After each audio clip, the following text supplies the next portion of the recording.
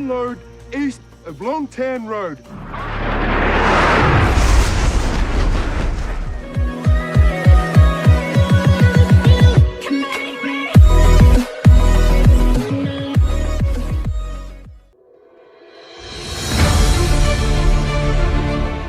Hello everybody, wherever you are, how are you? Vine, oke, good. Senang sekali bisa hadir lagi di sini untuk menghibur Anda sekalian. Oke, sebelumnya saya pernah mereview sebuah film bergenre action war yang berlatar belakang Perang Dunia Kedua. Untuk kali ini saya akan mereview lagi film di genre yang sama, sebuah produksi film dari negara kelahiran saya, Queensland, Australia. Yang disutradarai oleh Cliff Standers yang juga berasal dari negara yang sama. Film perang yang berlatar belakang di sebuah perkebunan karet Vietnam ini berjudul Danger Close, The Battle of Long Tan, rilis tahun 2019, dan tokoh utamanya diperankan oleh Travis Fimmel dan Luke Bracey. Kenal? Enggak, sama saya juga. Mungkin beberapa di antara kalian sudah mengetahui dari sejarah ataupun film based on true story bagaimana susah dan ganasnya medan tempur di tanah Vietnam ini, dan negara yang terlibat dalam perang pun mengakuinya. Perang yang dikenal dengan nama Indochina II atau konflik Vietnam ini tercatat dalam sejarah sebagai perang paling dahsyat dan mematikan karena mengakibatkan tewasnya ratusan ribu hingga jutaan orang personil militer dan warga sipil yang berlangsung selama kurun waktu 1957 sampai 1975. Perang yang dipicu karena perbedaan ideologi negara Vietnam yang mengakibatkan negara tersebut pecah menjadi dua bagian, yaitu Vietnam Utara sebagai penganut paham komunis dan Vietnam Selatan yang menganut demokrasi liberal. Dan lagi-lagi Amerika Serikat terlibat dalam peperangan ini bersama dengan negara sekutu lainnya, yaitu Inggris dan Spanyol, dan beberapa negara lainnya yaitu Korea Selatan, Thailand, Laos, dan Malaysia yang tentu saja mendukung Vietnam Selatan. Kemudian Uni Soviet dan Tiongkok yang sudah kita ketahui bersama, yaitu sebagai negara komunis terbesar di dunia, dan dukungan dari beberapa negara lainnya yaitu Korea Utara, Republik Rakyat Tiongkok, Mongolia, dan Kuba menjadi sekutu bagi Vietnam Utara. Di lain hal, keterlibatan Australia dan Selandia Baru dalam perang Vietnam ini didorong atas kekhawatiran bangkitnya paham komunis di Asia Tenggara dan penyebarannya yang sudah ada sejak tahun 1950-an di dua negara tersebut. Dan di film ini menampilkan perspektif atau sudut pandang peperangan dan perjuangan yang dialami kubu Australia dan Selandia Baru.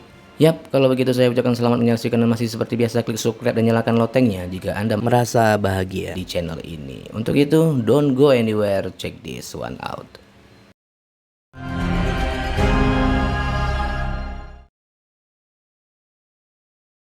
Vietnam.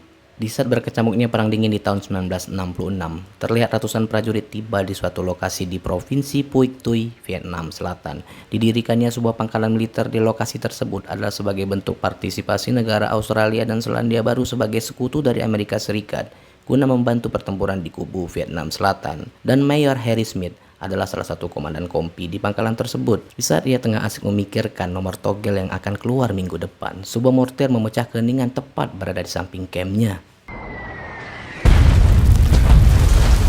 Karena kejadian itu, ia bergegas menuju ke salah satu camp, di mana camp tersebut merupakan pusat komunikasi lalu lintas radio.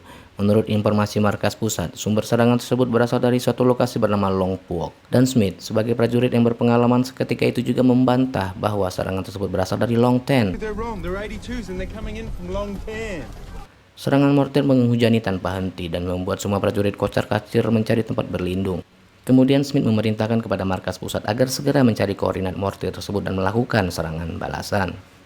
Scene berganti. Sersan Bob Buick, yang juga merupakan komandan kompi lainnya, mengatakan ke salah satu prajurit yang memimpin salah satu peleton agar segera bersiap-siap melakukan serangan. Tak diduga prajurit tersebut justru mengacukan apa yang diinstruksikan oleh atasannya, dan yang terjadi, All of you, get your weapons. sesaat kemudian petugas lalu lintas radio yang berada di camp Mayor Smith memberikan titik koordinat serangan mortir, dan seketika itu juga informasi tersebut disampaikan bidang tugas penembakan artileri.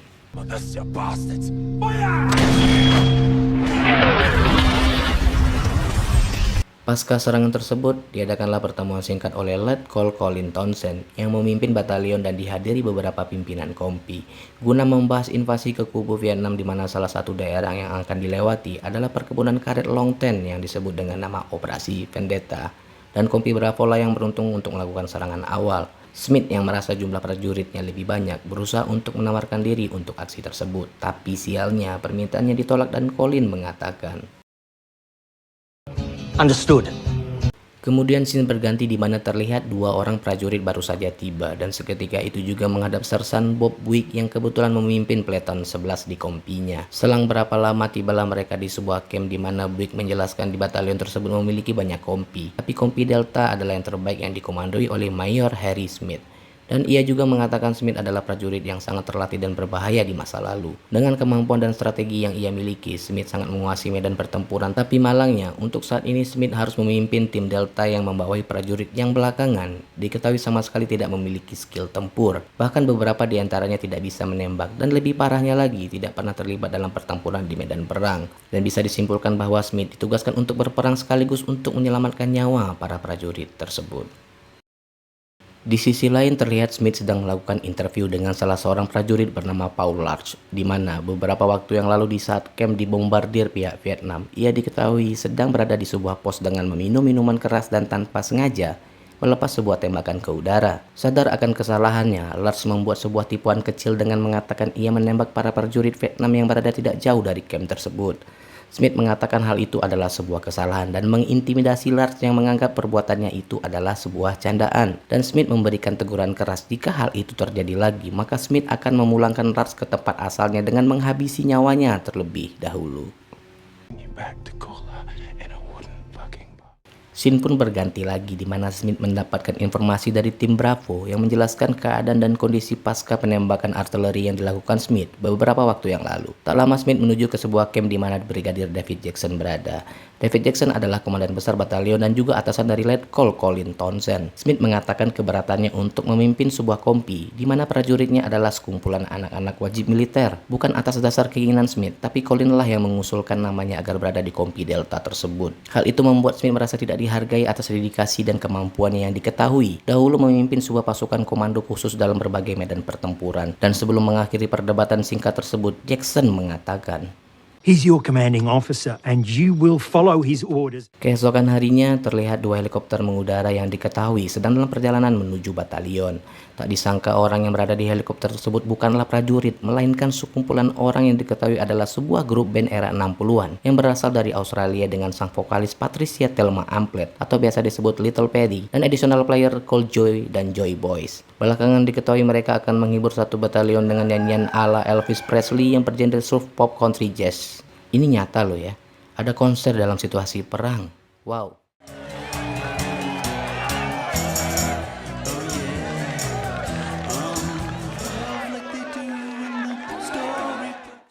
Di sisi lain, Smith menginstruksikan ke kompinya untuk segera bersiap melakukan pertempuran di perkebunan karet Long Ten. Ia mengatakan tim Delta akan menggantikan tim Bravo yang sudah melakukan pemeriksaan dan patroli di lokasi tersebut dengan tidak ada sama sekali kontak dengan musuh. Terlihatnya arogansi seorang komandan mengakibatkan para prajurit menganggap Smith mempunyai masalah internal dengan atasannya, hingga keluhan mereka terpecah oleh Buick yang mengatakan, Oi, we're not here to fuck spiders. We're here to fight a war. Berbanding terbalik dengan batalion yang sedang menikmati parade musik, tim Delta justru pergi bertempur menghadapi pasukan Vietnam. Perbedaan yang sangat kontras terlihat dalam situasi tersebut, tapi itulah dunia militer. Apapun yang prajurit inginkan tidak mesti sejalan dengan apa yang diputuskan oleh seorang atasan. Singkat cerita, tibalah tim Delta ke sebuah lokasi di mana terlihat dengan jelas bekas serangan mortir yang dilakukan oleh batalion beberapa waktu yang lalu. Tanpa disadari mereka tiba di sebuah persimpangan di mana arah utara menuju perbukitan dan timur menuju Long Ten. Hingga diputuskanlah tim Delta dipecah menjadi 3 peleton yaitu 10, 11, dan 12. Dan satu kompi markas pusat yang bertujuan untuk menampung pesan dari 3 peleton tersebut dan memberikan pesan yang nantinya akan disampaikan ke batalion. Tak lama peleton 11 yang dipimpin oleh Letnan Sub dan didampingi oleh Sersan Buick yang mengarah ke perkebunan Long Ten. Dan sisanya mengawal di belakang. Tidak ada yang terjadi di lokasi tersebut sehingga beberapa tembakan memecah keheningan. Beberapa prajurit tewas ketika sehingga Letnan Sub yang memimpin peleton memberikan sebuah pesan radio ke kompi pusat dan diteruskan ke radio batalion dengan mengatakan mereka diserang oleh banyak prajurit Vietnam dengan menggunakan senjata berat. Dan ia juga mengatakan agar peleton lain segera menuju ke lokasi tersebut dan meminta penembakan artileri kepada batalion. Tak butuh waktu lama, Babang tampan ini sebagai kepala suku di divisi artileri melepaskan mortir tepat di tengah-tengah barisan tentara Vietnam.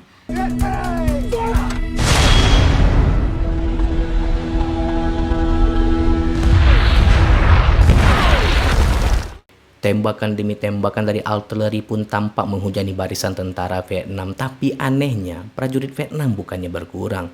Seolah-olah tembakan tersebut tidak mengenai sasaran dengan tepat, sehingga diputuskan oleh batalion agar semua peleton segera membantu peleton 11. Tapi apa yang terjadi? Seluruh pasukan Vietnam terus menyerang tanpa henti.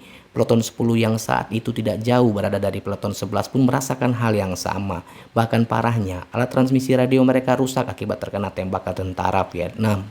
Lagi-lagi scene berganti dan kali ini mengarah ke kompi markas pusat. Smith mengatakan kepada salah satu prajurit yang berwenang dalam melakukan perhitungan koordinat target agar tidak lambat dalam menjalankan misi ini dan menanggapi komunikasi antar lintas peleton. Smith menyadari posisi kompinya sedang dalam kondisi terkepung oleh tentara Vietnam. Kemudian scene bergeser ke peleton 11 di saat Letnan Sub sedang memberikan informasi terkait koordinat target. Sebuah tembakan mendarat tepat di tubuhnya. Kemudian Sersan Buick mengatakan kepada Smith agar menembakkan artileri dalam jumlah besar ke kubu lawan.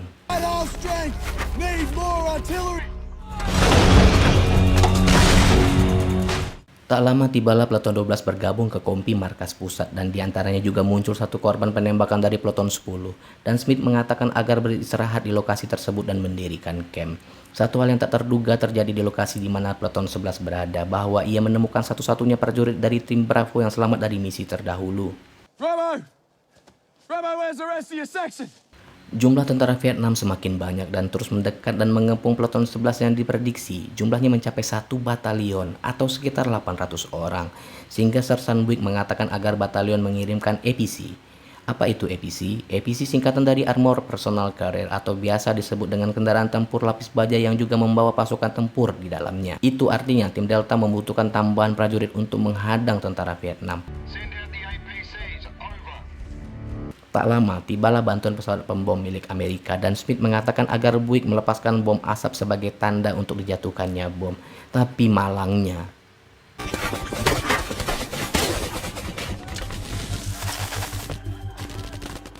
karena tidak adanya tanda, para pilot memutuskan untuk meninggalkan lokasi. Di saat yang bersamaan, Smith memberikan info agar bom dijatuhkan di sisi timur perkebunan Long Ten. Tapi apa yang terjadi? Bom dijatuhkan pada posisi yang salah dan sama sekali tidak mengenai target. Karena berada pada kepungan tentara Vietnam yang semakin menyudutkan mereka, Sersan Buick memutuskan untuk mengarahkan artileri tepat di posisinya sendiri.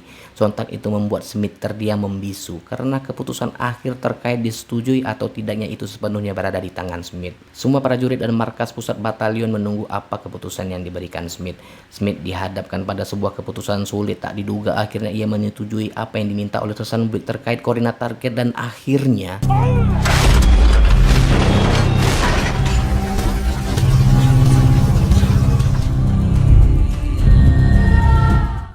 seketika itu juga kontak radio terputus dari peleton 11. Semua prajurit merasa bersalah dengan keputusan yang dibuat Smith. Di satu sisi, jumlah pasukan Vietnam semakin banyak, sementara peleton 11 dalam kondisi terpojok. Sebuah keputusan yang bisa disimpulkan seperti aksi bunuh diri. Di lain hal, para bawahan Smith menganggap Smith terlalu arogan dalam mengambil keputusan dan sanggup mengorbankan nyawa teman seperjuangannya.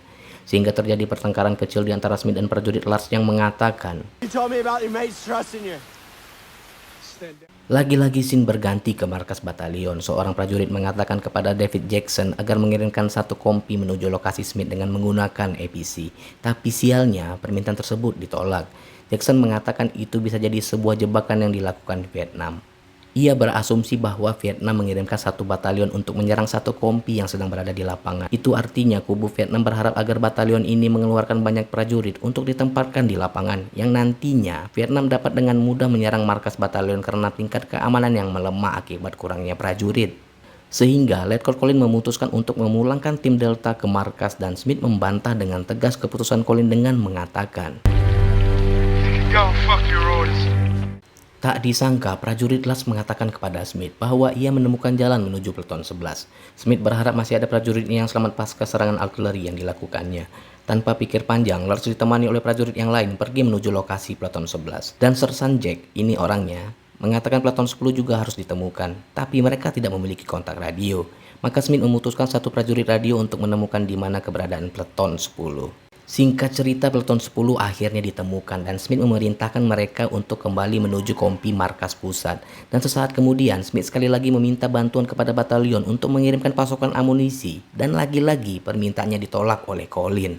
Tak disangka salah seorang pilot heli, Letnan Francis Riley, memutuskan secara sepihak untuk mengirimkan pasokan amunisi kepada tim Delta. In 10 minutes, I will be.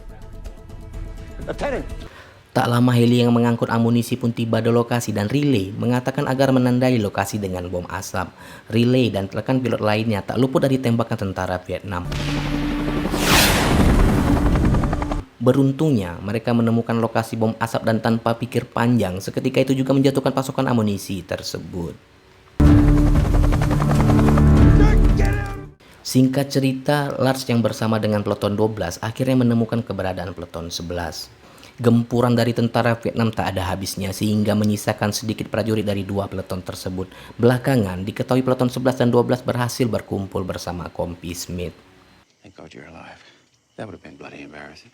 Di sisi lain, Colin meminta izin kepada Jackson agar APC segera menuju tim Delta dan Jackson lagi-lagi memainkan emosi Colin, penonton dan juga saya. Ia tetap tidak mengizinkan menggunakan APC dan Colin sebagai atasan dari Smith membantah dan memberikan alasan cukup logis kepada Jackson. Tak butuh waktu lama tim Alpha yang mengendari APC segera menuju koordinat target di mana Smith berada. Sembari menunggu bala bantuan APC, terjadi pembicaraan singkat antara Smith dan Lars di mana jiwa militer yang kuat dan di balik hatinya yang keras masih tersimpan perasaan lembut dan perhatian terhadap orang lain. Lars yang mengatakan bagaimana kehidupan keluarganya di negaranya dan keinginannya untuk menikah membuat Smith sejenak menanggalkan sikap keras dan arogannya saat itu. Tak banyak yang bisa Smith katakan dan Lars hanya berharap perang ini cepat usai dan ia kembali ke negaranya dengan selamat. Tak disangka di balik keheningan di tengah perkebunan karet tersebut, beberapa tembakan memecah kesunyian dan tampak begitu banyaknya tentara Vietnam menuju ke arah Smith yang tak ada habisnya. Smith yang merasa pasukannya tidak cukup untuk menghadapi serangan Vietnam hanya bisa berharap dengan pertahanan yang ia miliki. Dan harapan besar hanya tertuju kepada APC yang terus mengatakan sedang OTW dan OTW lagi.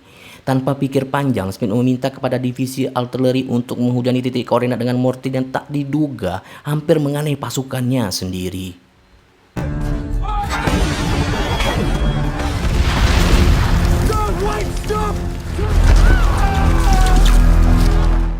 Tak terasa tentara Vietnam semakin dekat dengan keberadaan mereka sehingga Smith merasa semakin terpojok dan sialnya amunisi senjatanya habis dan yang tersisa hanya sebuah pistol. Bukanlah film barat namanya jika tokoh utama mati sebelum film berakhir. Tak diduga seorang tentara Vietnam yang hanya bermodalkan golok pemotong kelapa mencoba untuk menyerang Smith. Dengan pengalaman bermain Call of Duty versi PS3, akhirnya Smith berhasil melumpuhkan tentara Vietnam tersebut. Dan tak diduga, karena kelalaian dan kurangnya pengalaman tempur di medan perang, satu peluru nyasar menembus tepat mengenai jidat Lars.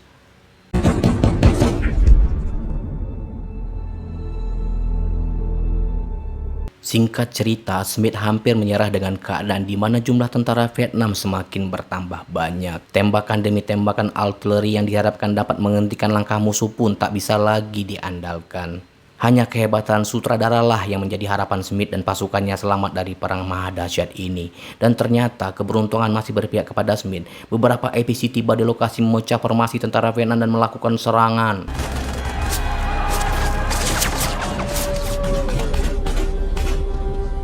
Dan tak butuh waktu lama, pasukan Smith yang dibantu dengan pasukan dari tim Alpha dan APC memukul mundur tentara Vietnam dan tewas seketika. Dan Smith memberikan informasi melalui kontak radio kepada David Jackson yang mengatakan, Zero-1, this is Delta 1.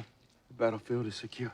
begitu banyak prajurit yang tewas dalam pertempuran itu dan Smith hanya terdiam ketika melihat mayat Lars terbujur kaku. Seperti ada kesan mendalam yang dirasakan oleh Smith selama membawanya dalam medan pertempuran. Dan prajurit yang tersisa hanya tinggal menunggu kapan mereka dipulangkan ke negara asalnya. Dan